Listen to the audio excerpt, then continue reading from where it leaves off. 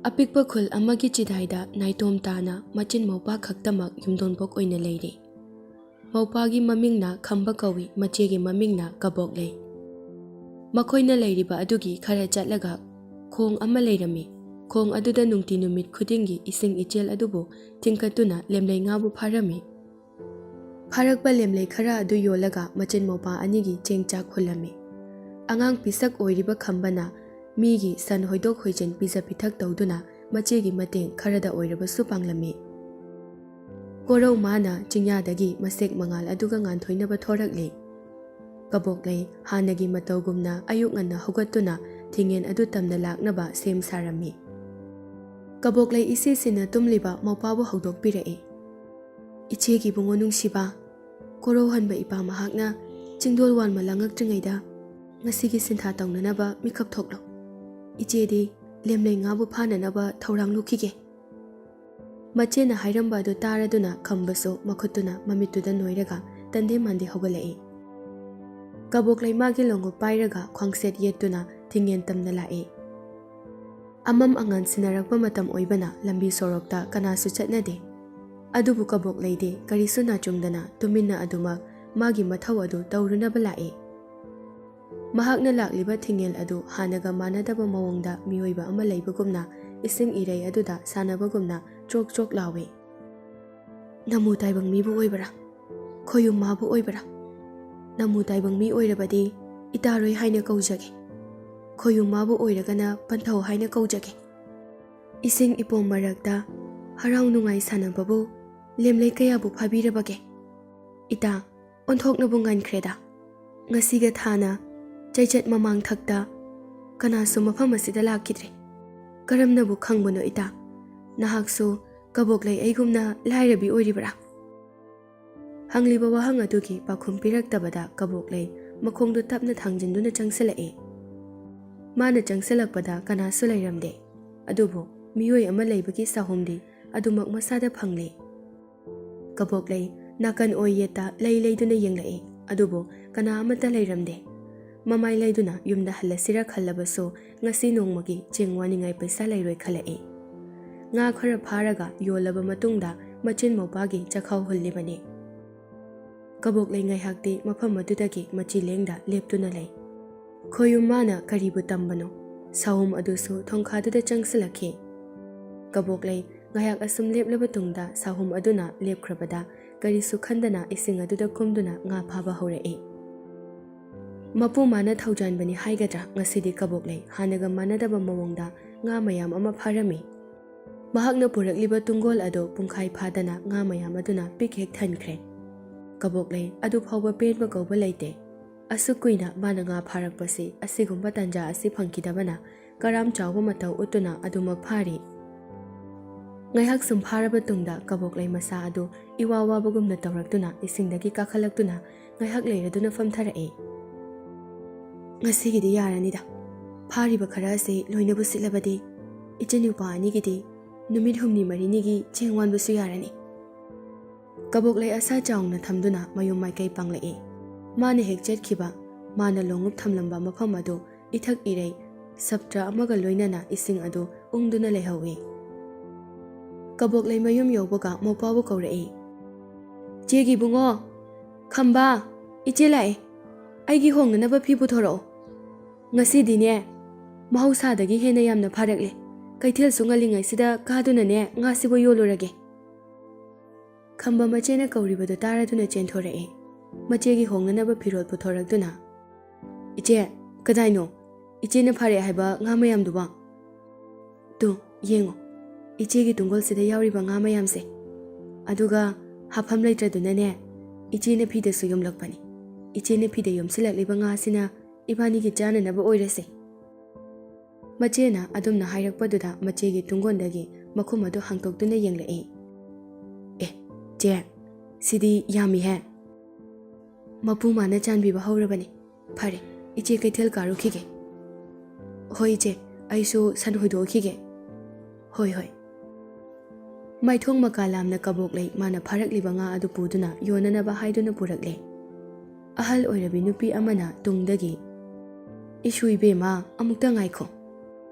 Kaboklei mamaidu onthoraktuna Aiburabo Hoi hoi mani Kari takpigadabano Nangna purakliba lemlei nga adubu yonanabara Mani abo Abo wa haike Thawoi wawaidabassu tawgano Nangna purakliba lemlei nga ase Pharakliba mafam aduda amuk hana thadoklu Madu natrabadi khulase Awa irei misi mina toiganido Wahai kharasi hairamlaga ahal adu mamai leiduna chatkre Kaboklei mana purakliba nga aduda amuk yeng ahal aduda amuk yeng tawduna lei Kaisu tawreda Asukuiba pharakpada kaisu tawdraga Ahal adugi wabu thawoi wawaida Kaboklei kaithal tamna lae Mana purakliba nga adu mamal matiknaba tawda khunja sing aduna laukre Nahan makhaidi yarani matagumna mamal tana tana launakibani adubu ngasidi wa amata ngangnakidre Nga adu su loithokre Kaboklei nga adu yonbagi phanglakpa sel khara aduna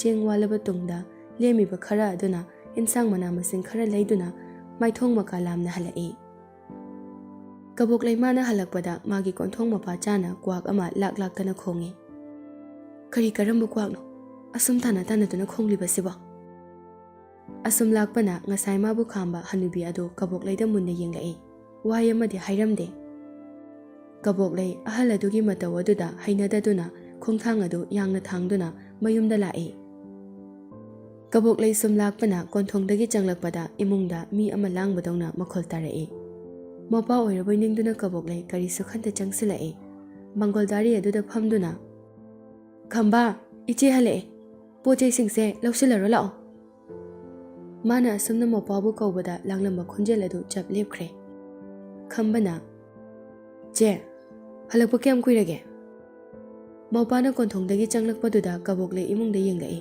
adubu thongdudi pona thaduna leirami Iche kainu yengidubo Kaisu tawde sese pochei singse pusilo Iche ngasagi nga mayamdo loina mina leikraba Leikre ngasidi nga yonba yam nungai Akhoi khungi misingse se loina paibajani ko Akhoi khakta ngaire sese chingse khara yamna wansilaklabani pusilamose iche hingkolda changlukhige Hoi je ai sing thagat piramage Hoi hoi Mapan hek changkibaga ngasai mekhai khongba lepkhraba kwak adu khonglai Konthongda hanubi aduna mabu munna yengduna leirami Masibu wakhal choiraba jala Natraga aigi nga mayamdo kalakpagi tawribra Haifet cheptharap tawduna yenglamlaga Kaboklei hingkolda changkhre Numidangi matamni Machin mopa anido kendal adugi maingalgi mateng lauduna chak thongli Ngasai mana pharakhiba nga adudagi achawba makhanduna ningthina thongli Khambasu machena thongkiba aduda munna yengduna lei Haudo mali hai iche numi khudingi sumaina pharadi aidi nga numi khudingi chaduni Mapu manabu chanbirabadi ngasi numit asigumna hayeng su pharabadi aikhoisu sel pairani nangsu numit khudingi iche na pizabidoine Harau harau wari sanaduna machin mopa adu chak thongli Kaboklei khujam haidoknaba haiduna mapanda thoglai Magi mangda amuba machatkibagum tawe adobo Amambani wakhalna oiramgani khanduna maha khanjiludre Mamai laisilakpada wakhong adudagi khonjel amana Aigi lemlei ngapiyu Haina piktak toba khonjelda hairai Kaboklei tarakliba khonjel adugi maikaida yenglai adubu karisu uba phanglamde Iche kai yegino ai chaklame Lai Imunglomda amuk changlaktuna thong adu thingjilamlaga machin mopa animak chak adu thiraga chaminare Chasilo kindle se tumgadawre iche thabak loisin manangaroi Hoije Chagi sing toklaba tungda khamba kendal adubu paiduna machena kon phengba ngairi Iche loisiloba ai tumninge Loire lao changase Machin mopa anido changminarai thongdu pona tharamlaba tungda yumyaida lairiba podola du thangkalai Makhutta pairamba kendal adu muthatuna pham tharaba tungda phamungda changlakle Ahing mana ichik hun khoyung kayagi sanaba matam saroi ngaroi gi khundinna pham lamlong mafam khudingda kumhai kaya sanari mikap mirau khol kaya amaso Kaboklei gi nakongda tarari wangma amadagi wangma amada hoi haya haiduna awai akhum tawba khonjal satari Kaboklei masado hiplambadagi haugalai mahakna tariba khonjelsing ado lepa leitana tari mana ngasi thengnariba asi khanjiluraga masada akiba phaurai khupak changjau ani lonaduna kaboklei mamit chetna uisili palem ima koloi minglena leimirembi imawo nachana mingkai sonjaba atai karigi sunate do tolaba nacha anibu ayuk nganna pontha hanbiyu numidang nganna konsinbiyu aki tu jung balakpada palem imana ngakthokpiyu namu taibang miyoibana asoi aran yawraklabasu khangjadaba nachani khanduna ngakpiramo aki tu jung phawriba pumba asisu kokhanbiyu ima Kaboklei mamito pangthoktuna hiptharae taramba khonjal pumba takhidre mamito tapna usilae ha imom laibak thibi haina kauramge imana ahing asina loikrabadi mikap mirau khonna nillani palem setna khainarani panthau setna khainarani pari mamom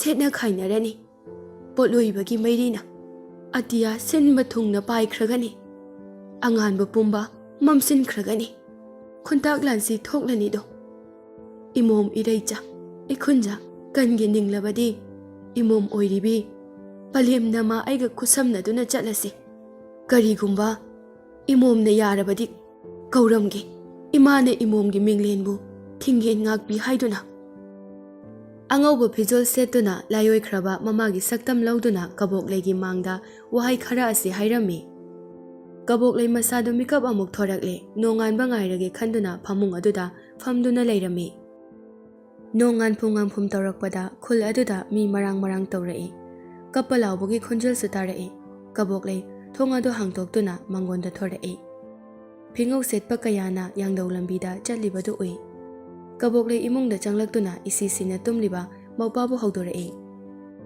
ichegi bungo nungsiba sese mitsinguse tabro chegi bungo khamba machena kauribado khamba khomlakte tumina tumduna leire kaboklei mopagi masado nomduna kaurai chegi bungo khamba se mitsingo ichena kauribase tarabadi mitpango kaboklei mopabu phanakana kaujai adubo khambadi aroiba yahip tankhre kaboklei mopabu chena konsinduna kapcharai ichegi bungo nungsiba nangna chebu waraurabro ipwana ngara ichena thongba chak insang hauna chabadi ichebu thadokduna chatnaba oiraboire ko ha palem nangna sumirai biba panthau mahakna sumirai ba ichegi bungo nangna suna chebu mirai ba ichedi kana yengduna layu haibage se mitpango ichegi bungo nungsiba mitpango